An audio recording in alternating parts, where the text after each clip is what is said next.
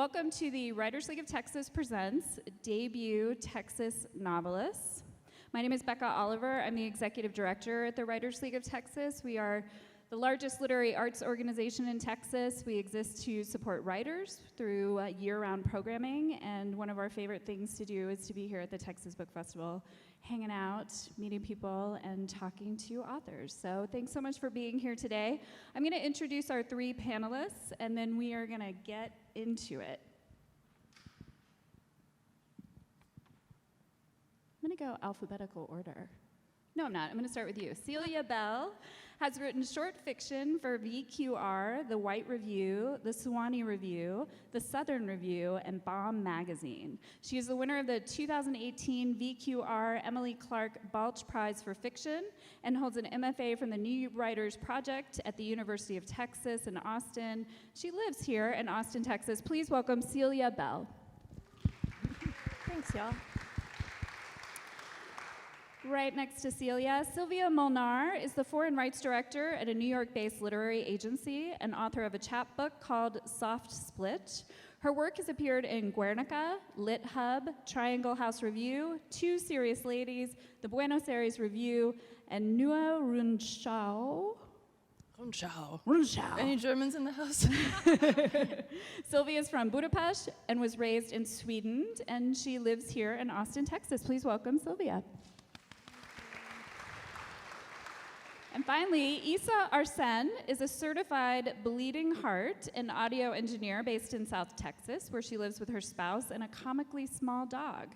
She's published several shorts and pieces of experimental interactive media inspired by her own childhood in New Mexico. And the book we're here to talk about today with Isa is Shoot the Moon, her debut novel. Please welcome Isa Arsen. So I actually need to tell you all a couple of things that I totally forgot to do. I apologize.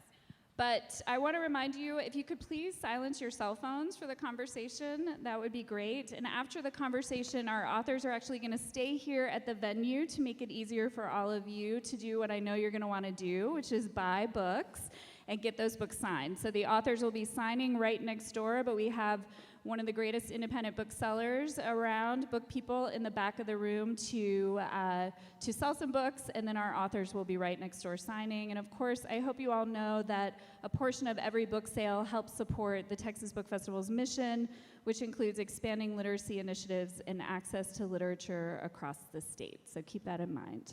But first, because we're here to talk about three debut novels, and they're all very different. They are wonderful books, and I'm so excited to be able to be in conversation here.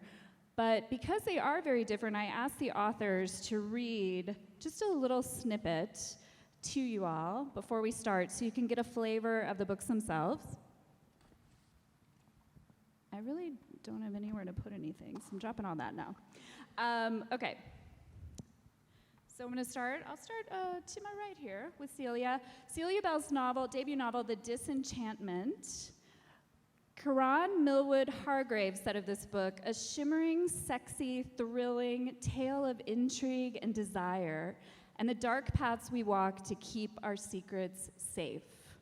And when you purchase a book, you'll see on the jacket this wonderful line, in 17th century Paris, everyone has something to hide. Noble men, noble women, and writers consort with fortune tellers. Servants practice witchcraft and black magic, and aristocrats poison family members to obtain an inheritance. So Celia, tell us just a little bit in your own words about this novel, and then will you share a little bit with us? Of course, yeah.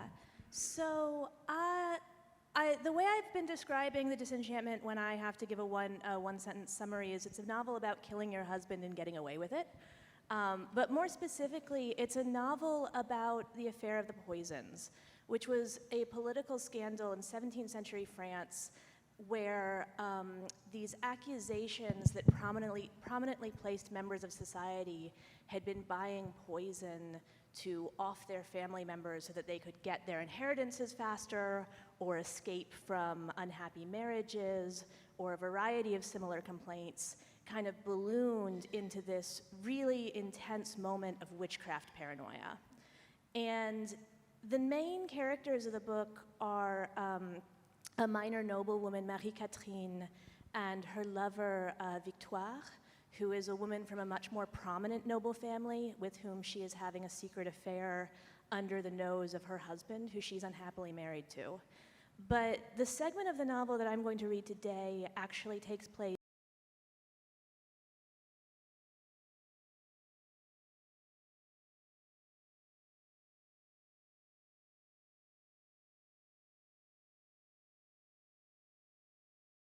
of the poison scandal. Lots of stories have been told about her life, and we probably will never know the exact truth of who she was or what she did, but she was variously accused of being a fortune teller, a black magician, an abortionist, a practicing child sacrifice, and a variety of other crimes. She confessed to many of these under torture and then recanted afterwards in her last confession to the priest who was her confessor, and then she asked for absolution for having incriminated people who she in fact believed were innocent. While we can't really reconstruct the details of her life, the details of her death are known because her execution was a public spectacle. And so the passage that I'm going to read from you is from the point of view of Jeanne, who is a maidservant in the house of the novel's protagonist, Marie-Catherine. But the details of the execution itself are as historically accurate as I could make them, because we have lots of contemporary accounts of it.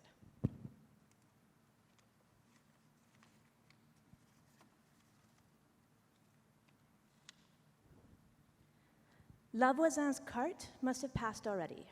The crowd was moving towards the Place de Grève like a snail, never seeming to consciously step forward, but slowly, undulatingly changing place. Men and women called the poisoner's name and jeered. Jeanne ducked low to slide under a man's waving arm, sidled a woman out of her way, felt some unseen person grab at her skirt and try to squeeze, then shoved off the bulk of an immense man in lawyerly dress, and finally washed up under a shop window facing the Place de Grève, with its gallows and its single stone cross mounted high on a column. She climbed up on an empty crate to look over the crowd and tried to shake off the feeling that all of those bodies were trying to seize her and push her up towards the executioners. There was a clear space in the center of the square, and by it stood the convict's wagon. Little figures were heaping straw around the stake, which was blowing away in the cold wind as they piled it up. Jeanne held her hand up to shade her eyes against the winter's sun. Two ragged children climbed up on the crate beside her, jostling each other for a better view. Far away, two guards dragged a struggling figure out of the cart. She was wearing white. Her legs were bound with fetters. She kicked them together like a fish. She lay limp on the ground and made them drag her. Through it all, her mouth was open, a black hole in her pink face chafed with cold. It was impossible to hear what she was shouting over the low rumbling of the crowd assembled to watch her death. It looked more than anything like a ghastly and inexpert puppet show. Her confessor ran forward, a black mouse in a white collar, offering her the cross, and the little poisoner puppet shoved it away and turned her face to the ground. Jeanne felt as if the crate she was standing had risen into the air and was hovering somewhere far above the crowd, so that she had the same view as a passing crow and felt as far removed from the proceedings. She thought she ought to have flinched when they lit the straw and the smoke began to curl up around La Voisin's feet, but instead she felt as if she was a kite flying away from herself on a long string. La Voisin kicked at the burning straw in defiance of the chains binding her to the stake. A heap of smoldering straw tumbled off the platform, and the executioner piled it back up with his long pitchfork. La Voisin kicked the pitchfork. She kicked again the straw. The smoke rose so thickly that it became hard to see the movements of the little imprisoned figure at the foot of the stake. The flames were very bright. What Jeanne hadn't been prepared for was how long it took. She'd half expected La Voisin to go up like a slip of paper held to a candle flame, her soul escaping into the air as soon as the fire touched her. But of course the pyre didn't burn that way, and it wasn't possible to pretend that she was only a marionette woman while she was in the flames. When she first screamed, in real pain and not the helpless fury at her impending death, There was a moment when the audience went silent and listened to the high wavering sound. Then they called out again, heckling her and promising hell. Jeanne made the sign of the cross over her chest. Her lips seemed to have frozen together with cold. When she opened her mouth to whisper, there was a sort of gummy film clinging to them, cold as the air and tasting of smoke. She murmured, "Our Father," but stopped herself, the words of the prayer ringing inside her head, sounding less merciful than she had hoped. She pictured La Chapelle in her dark cell, waiting to be sentenced to death, and then she imagined the smoke parting so that the tiny burning woman could fly away into the night on the wings of what? The Holy Ghost? Her demon familiar? Her guardian fairy's chariot? The smoke did not open, but it drifted out over the crowd and stung Jeanne's eyes. Maybe they would burn Jeanne too if they knew her. "Hail Mary," she whispered, "pray for us sinners, now and at the hour of our death." And on her breast, where she'd first made the sign of the cross, she traced the letters A-G-L-A, which La Chapelle, who had not been able to save herself, had sworn were magic, and which she had given Jeanne to eat when she woke up from her long sickness. She closed her eyes against the sun and the smoke. Maybe the prayer had some power even in her mouth. Maybe the burned woman's soul would ascend to heaven and stand outside the golden gates and cry, "Open the door, for I too am going to come in." Thank you. Thank you so much for sharing that. It's beautiful. Sylvia, now for something completely different, which is the case with each of these books, and they're so complex and so interesting. But Sylvia Molnar's The Nursery has been, Louisa Hall said, "The Nursery dares to put a woman's body at the center of the story, a book as frightening as it is profound, so gory and it's beautiful, a reeling vision of postpartum experience unlike any." And on the book jacket, you'll find a visceral and revelatory portrait of the joy and tumult of new motherhood that reveals how vital love is to pull anyone out of the dark. Can you tell us a little bit about The Nursery and read something today? Thank you, Becca. I appreciate being in this holy room with perhaps this very unholy book. The Nursery is about a young woman, a young mother who finds it hard to leave her apartment after giving birth. She's usually pretty happy and content working as a translator in a big city in a new marriage to John. But this event really kind of traumatizes her, and she doesn't want to leave her apartment. And so in the beginning of the book, you hear a knocking on the door, and it's this older man, her upstairs neighbor, who is coming down to complain about the baby crying. And they develop a friendship of sorts, and the question is, who is going to be the one pulling her out of this apartment? So I'm just going to read from the beginning.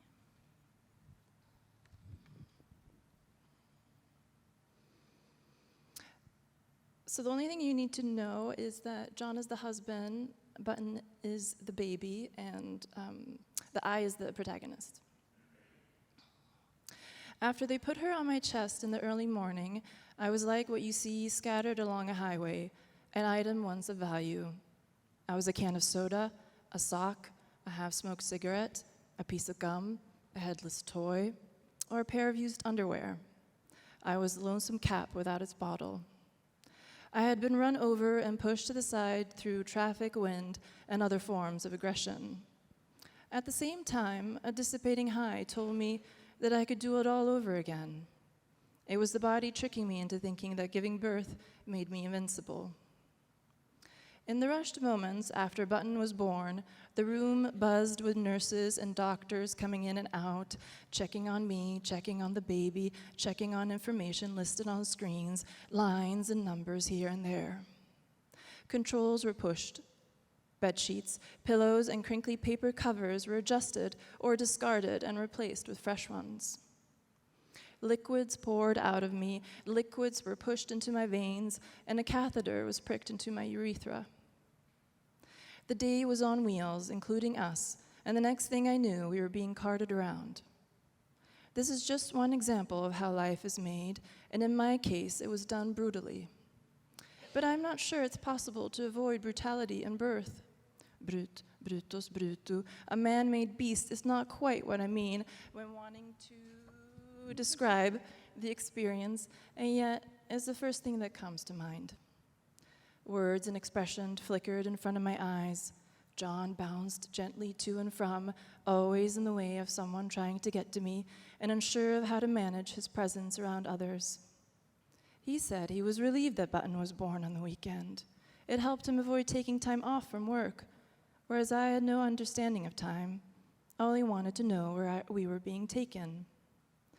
While I was rolled down long, nondescript hallways, I kept thinking, I give in to this moment. I didn't have a choice. In the evening, when the stream of hospital employees or our friends and John's family died down and the room was still as if I were forgotten, all I felt were my early exposed nipples sore from Button's first sucks. There were faint echoes of babies crying and nurses chatting in the background, indicating that the night shift would soon begin. The lower part of my body was numb from medication, and my crotch awkwardly wet from the ice pack melting between my legs. I wanted to twist her head. Button had been with me for a handful of hours. She had been silent for most of this time, and there came an urge as direct as hunger. Let's wring you like a wet cloth. The dark hospital room took my want and immediately threw it back at me. So good. Thank you. Thank you. All right. Isa Arsen's Shoot the Moon. Kirkus lovingly said, explorations of love, loss, science, and the edges of the universe, and what is and is not possible in the space-time continuum collide in this story. And on the jacket, you'll find an ambitious and evocative debut novel about one inquisitive NASA secretary's relentless drive to live a big life in a world that would keep her small. Can you tell us a little bit about your novel? Sure. My mom's entire side of the family is from New Mexico, so if anybody knows New Mexico, you know it very much feels like its own planet in some ways. And there's a lot that happened in New Mexico in the mid-century particularly, so I knew that I wanted to speak to that part of history and bring that somehow into somebody's journey. So the main character, Annie Fisk, is a very ambitious woman who doesn't really know why she feels all of this wanting. That has to do somewhat with her upbringing. Her father was a physicist on the Manhattan Project, and she inherited that whether she really asked for it or not. She's a young queer woman in a time that there was not really a word for what she was. So there is kind of this yawning space in her that she keeps yearning to be filled. And throughout the story, she does end up filling it with many different things and goals and achievements and people. There are two main love interests in the book that I love them both very dearly, and it was a joy to be able to put them both on the page with kind of equal fervor for her. So the scene that I'm going to read for you right now, one of the love interests, his name is Norm. He's an engineer at NASA. And it starts out with him recognizing very quickly that he is head over heels with this woman, and she doesn't really know what to do about that. So, 1967, the Manned Spacecraft Center, Norman Hale's office, Houston, Texas. I was through covering up someone else's tracks. It was the fourth time I had corrected one of Norm's Euler curves in a simulation memo, the hull pressure weakness issue apparently not yet grokked, and it was the first time I realized that if I didn't say anything about it, nobody would. I collected his latest file and yanked my transcription from the typewriter the moment I hit the last keystroke. The walk to Norm's office was shorter than usual for how quickly frustration made my feet move. It was exactly 47 steps away from the secretarial pool, and I got there in 33. His door was shut. I didn't knock. Norman, I announced as I barged in, no introduction. Norm looked up from his desk, eyes wide and expression frozen. He had his pen held loosely between his teeth, and if its mid-weak swing slowdown was any tell, had been idly flicking it to and fro as he stared at the sheet spread out before him. He snatched the pen from his mouth and cleared his throat, straightening immediately. "Afternoon, Miss Fisk." Norm eyed the file in my hand as he smoothed his hair with a hasty, half-attentive motion. "What do we have here?" I flopped open the folder and slapped it onto his desk, sending the pages beneath it aflutter. "We have the calculations you've bungled on every single report I've transcribed for you since February." Norm squinted at the sheets and pushed his glasses up his nose as he flicked through the pages. Which part? I could have throttled him. Instead, I drew up tall beside his desk and flipped immediately to the page with the boldest offender. Your coordinate transforms in your memos. You keep trying to use Euler angles when you should be using rotation matrices. You'll be unstable at 90-degree pitch angles. That's why hull pressure keeps failing. I snatched up the pen from beside Norm's hand and scrawled the corrected matrix layout on the margin of the top sheet. I circled it for emphasis. Norm stared at the page. Well, he said after a stretched-out silence, indeed, I think you're correct. He glanced up at me with a confused frown and shuffled around through several other pages at once. How has this not gotten me my ass on a platter? I crossed my arms and leveled a look at him. I've been fixing it for you. The light in his eyes shifted.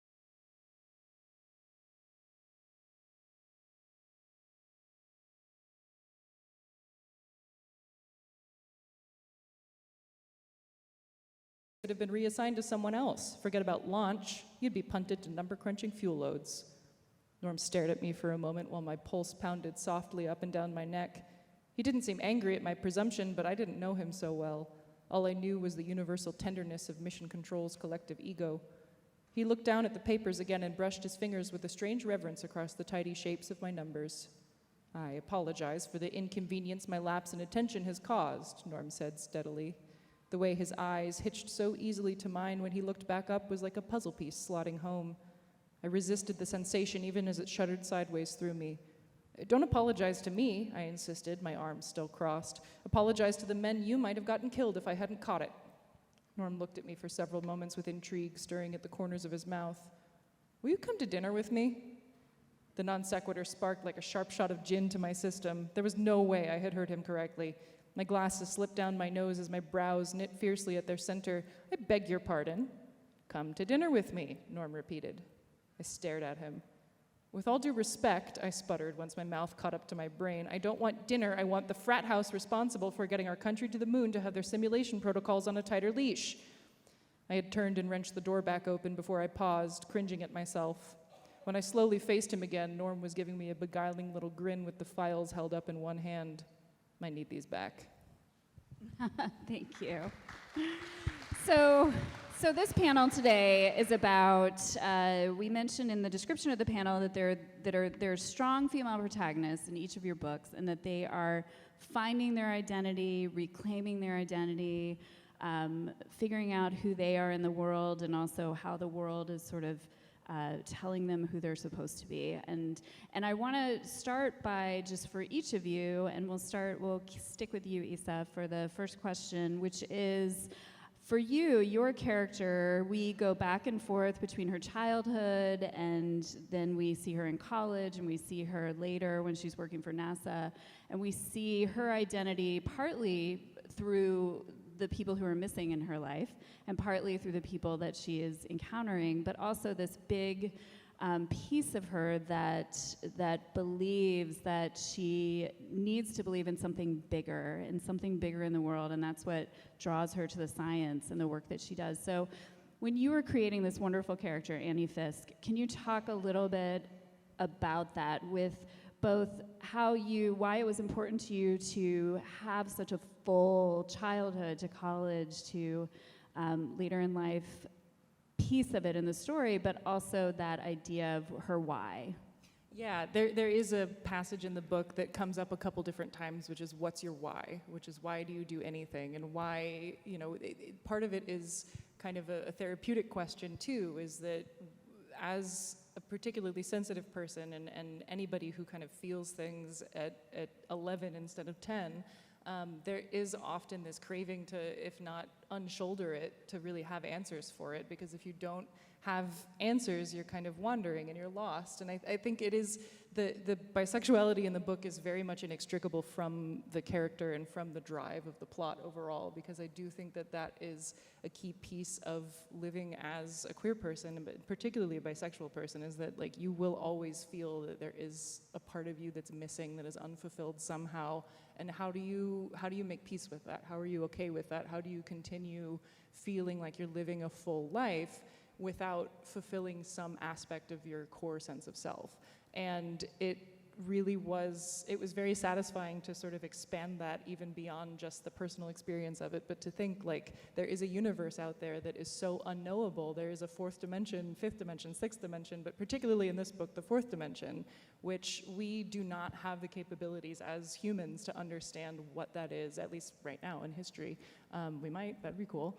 But there's no way to understand what that is. And this idea of something greater out there, whether that ends up being God, or whether that is science, whether that is exploration, or just a higher power of some kind, I think that is the key to feeling at peace. That is the key to knowing that, like, there are pieces of existence and of reality that we just can't hold in both hands. And to be able to recognize that and turn it over in your hands and kind of pick it apart to say, you know, I've done the due diligence, I have explored this, and you know, I make the decision to do X, Y, Z, whatever it ends up being.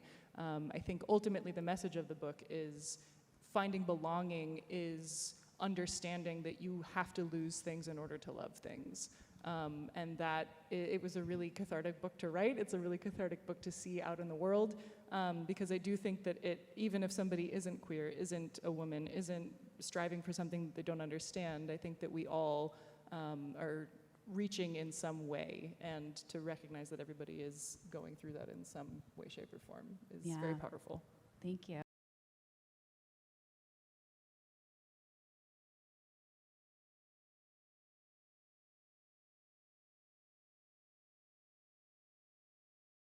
A complete life shift, right? A life-changing moment, and then has so many expectations that are focused on her about how she should be feeling, how she should be acting. You have this great line, I used to be a translator, and now I am a milk bar, for how this character is feeling. And I would love for you to talk, and there's so many beautiful parts to the book, especially because she is a translator. There's a lot about language, and she's often thinking about the way we express ourselves in different languages. So could you talk about her identity for you, where you wanted to see her begin, and also what you wanted her to learn about her identity through the course of the book? Sure, yeah, I was really interested in describing an incident where, you know, something happens to you and it's just like really tearing you apart is like a funny way of describing it, but just that it like almost like a shock to your system, because a few hours earlier you were still whoever you thought you were before, and so I thought it would be helpful to use fiction as a tool to explore that, and I wish I could just like echo what you said, kind of bouncing off of that that you said so beautifully, but really just like also like diving into postpartum depression and depression in general, because I feel like another way of describing depression is that it's this curtain that's pulled in front of you, and you're just like praying and, sorry, this space is like making it every sort of word so loaded, but you're just like sort of waiting for somebody to pull that curtain aside, and you yourself can't barely do it. Probably others can't do it either, and so then I was really interested in putting a character in a very specific space, but trying to make it interesting.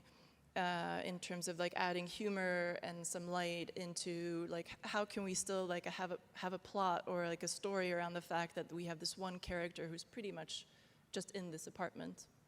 Yeah, and the character of Peter that you alluded to earlier, who is her neighbor, who comes down to just tell her that her baby's crying, and she's like, yeah, I know my baby's crying, my baby's right here with me, thanks so much, Peter. But he's going through his own sort of traumatic moment in his life. His wife has recently died, and so it is really beautiful the way that she also finds in him a way to, I think, sort of set aside thinking about herself and starting to become intrigued with this other character. Yeah, and also how like when something can happen to you we can grieve, part of ourselves that was previously. And so I was interested in diving into grief, both when it comes to identity, but also when it comes to like the physical aspect of actually losing somebody, and feeling as though, in Peter's case, that, well, if time is already sort of running out for him, like what is the point of like continuing, and what would he need in order to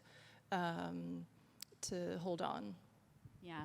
Each of these books has an element of grief, very different grieving processes, but they also have a lightness to them as well, which I hope you all will take away from this also. Celia, your main character has this wonderful gift for storytelling, and one of my favorite things about your novel is these beautiful fairy tales that she makes up to entertain her children, to entertain other people at the salon. And I'm wondering, when you think about the character of Marie-Catherine, right? And you think about those fairy tales, where did they come from, and what did you want the reader to find in them? Well, they come from, Marie-Catherine is based on a real, or at least partially based on a real person, whose name is, I stole her first name actually, her name's Marie-Catherine d'Aulnoy. And she was a 17th century woman writer and is credited with having coined the term fairy tale in French. But she had a very interesting sort of scandalous life, and the centerpiece of which was that she was married off at a very young age to a man that she hated, and she escaped from him successfully. And when I first encountered her work, I was very, very young. I encountered her in a book of fairy tales, and only later, when I was reading more about the historical period in which she lived, did I realize that I already knew quite a lot of her work. But these fairy tales stuck with me from a very young age because they were very dark, and I was fascinated by them, but also found them upsetting. And rereading them as an adult, it seemed to me that one of the things that she was doing with them is working against the expectations of what makes a happy ending. A lot of fairy tales traditionally end in marriage. A lot of hers end in death. And the ones that do end in marriage, the path to that marriage is often sort of so fraught that they end up seeming more tragic than the ones that end in death. But there are these moments in them of sort of incredible love or lightness, or moments when the heroines of them, they're mostly about women, find these ways to escape from the situations that they're in. And so I saw the fairy tale as a form that kind of challenges the conventions of like what makes a story arc, what makes a happy ending. How can you imagine a world that is outside of the conventional bounds of realism? The heroine of the Disenchantment, Marie-Catherine, is someone who has in many ways lived a very conventional life. She is a wife. She married quite early at the request of her father. She's a mother. To all sort of outward appearances, she is a good woman of her social station, and this is not a life that works for her. And so she has this subterranean life where she's a storyteller and she's in love with another woman, and the important connections that she has in her life are ones with other women.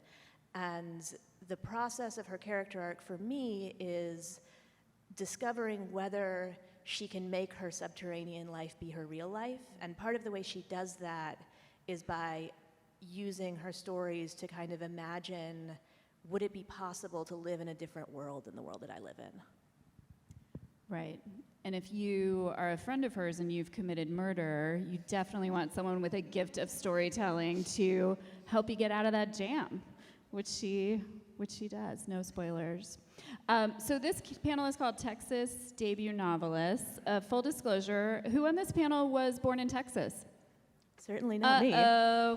But you all have been living here, and you wrote these beautiful novels here. And so I wanted to, since we're talking about debut novelists today, and one of the great things, one of the wonderful things as a reader is to discover a new voice, a new writer who you're going to buy that first book, and then you're going to follow them until the end of time because you've just responded to something that they've said in a way that they've moved you. So I want to ask each of you as my final question, and then I'll see if there are any questions in the audience. If you could go back in time to the writer who was working on this debut novel, what would that piece of advice be? What have you learned in this sort of publishing a first book, putting this down, editing a first book, finding the story that you were meant to debut with? What would you go back in time and tell yourself, Celia? Oh God, I have no idea. I'm a slow learner, so whether I've learned anything is questionable. How long did you spend working on this novel? I think the advice I'd probably give myself is I spent about a year writing the first draft of the novel. That was the fastest part of the process. And I remember kind of finishing my draft of the manuscript and being like, all right, amazing, I've done it. Now I just send it off and it's out of my hands and I don't have to do anything else. And actually the process of like waiting for, I didn't have an agent in the time that I finished the novel. I didn't have I had enough understanding of like, these are the steps that you have to go through, but the actual process of, getting representation and putting the novel on submission to publishers and revising and all of that, I think I wasn't really prepared for like the reality of it. And then in many ways, that was sort of more challenging than writing the actual book. Would you want to be aware of it if you could go back in time, or do you feel like ignorance is bliss? I mean, it's one of those things where I feel like I could probably give myself the advice, but I would not likely take it without like. All right, good self-awareness. It would be falling on deaf ears, unfortunately. You know yourself. Sylvia, how long did you work on this novel?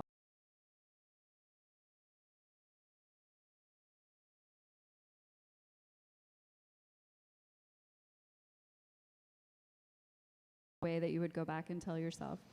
Yeah, it's kind of crazy because I've worked in publishing for almost 15 years, and I feel like I've learned more this year by publishing a book than all of those 15 years.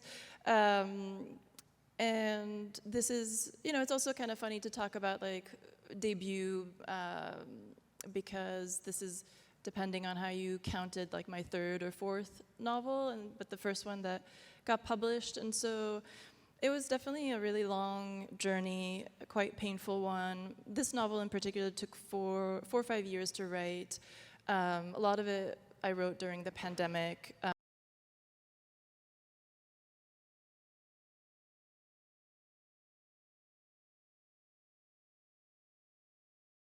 But it's definitely been a really wonderful learning experience. I think going back, like telling myself as I was trying to put together this story, I would say that like, I would say something to the effect that like, if you give, almost all of yourself into this book, it will pay off. And I do feel that is kind of what I did, which I'm proud of. But it wasn't a breezy, painless process, sadly. Well, and I love that you mentioned it's not your first novel, that it's your first that has been published, and I think that's something for all writers to keep in mind, especially that sometimes debut, there's other things that you have written and finished, but this is the one that is now out in the world. Issa, what about you? I would go back in time and tell myself to trust my reader, because I think that the initial version of this, and I'm finding it as I work more and more, and this kind of becomes a more regular thing that I do, is that I work very quickly, and so the novel gets written in a matter of months, and then at the end of that matter of months, I have a shell, or I have an egg rather, and then you have to peel apart. Okay, great. the first Hard-boiled egg. It is a hard-boiled egg, exactly. Yes, you have the finished product, and then my editor says, "Great, we need to peel away this layer," and then we have that, and then it says, "Okay, it's almost there. It's almost saying what it needs to be saying," and then we peel apart that last layer, and then we get to that jelly center. And So like an 8-minute boiled, yes, 7-minute boiled egg. It's not poached. It's No. like it's one of It's those like onsen soft. eggs that you Yes. get on a ramen. Okay. You gotta put Yeah. a little Yeah. salt on it. Exactly. You Yeah, have to put a little okay. salt. It always has to have a little bit of salt. But yes, and the final product of that ends up being something that largely I think I am afraid to speak to the core of the story at the outset, because I think it's a combination of I don't really know what I'm trying to say yet until I get it all on the page for the first time from start to finish.